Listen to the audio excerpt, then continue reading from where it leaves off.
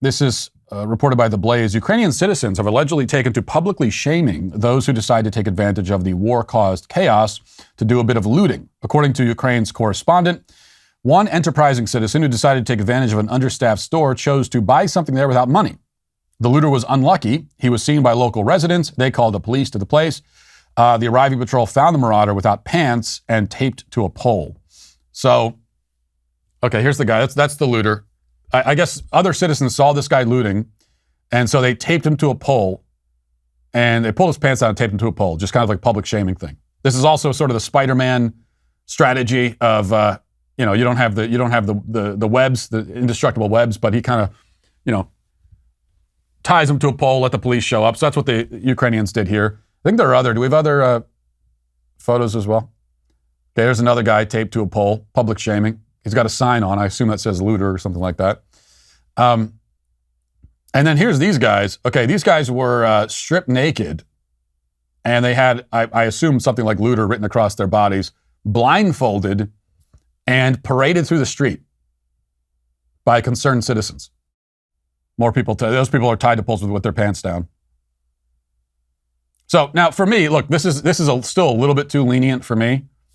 I would like it if maybe, and I understand that the resources and everything are not, maybe don't allow for this, but in an ideal world, you would do this, and then you would also have a supply of like tomatoes and rotten eggs, which again, war-torn country, they're not going to have that. But if we were to adopt this here, then, you tie them to a pole, put the sign on them, looter, and then you have, crates of rotten eggs and tomatoes and things. And people could come by and just have fun throwing them, and you keep them attached to that pole for, a day, 2 days or so. I think that's a great strategy. I really appreciate that. So well done, Ukraine.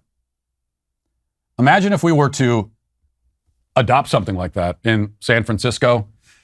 Maybe not San Francisco. Yeah, I think, the problem is in San Francisco, if you make them march through the street naked, they might like it too much. So some kind of public shaming mechanism is the appropriate response. And a lot of times that could be even better than, if you can send them to prison, that's also good. But public shaming is a real tool that societies have in their belt that these days we don't use anymore, because we have this idea that you should never shame anyone. It's always bad to make people feel ashamed. Well, no. Actually, the equation is pretty simple. You should not shame people for doing things that are not shameful. Okay? And this is what we get wrong. This is what cancel culture gets wrong much of the time. Is that people are getting shamed for doing things that aren't shameful, or shamed for doing things that don't really matter. But if someone is doing something that is shameful, like looting is a shameful activity, to do it while your country is under siege and people are dying and you're taking advantage of that, that's shameful. In some ways, it's even more shameful, because at least in that case, you can claim that you were desperate, you had no choice. I don't buy it, but you could claim that.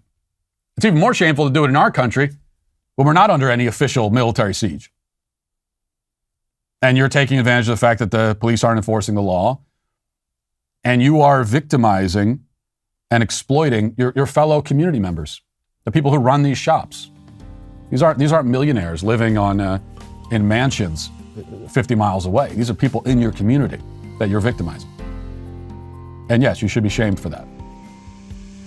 It's a good tool that we should be using more often. If you enjoyed this video, be sure to give it a thumbs up and share it with all your friends.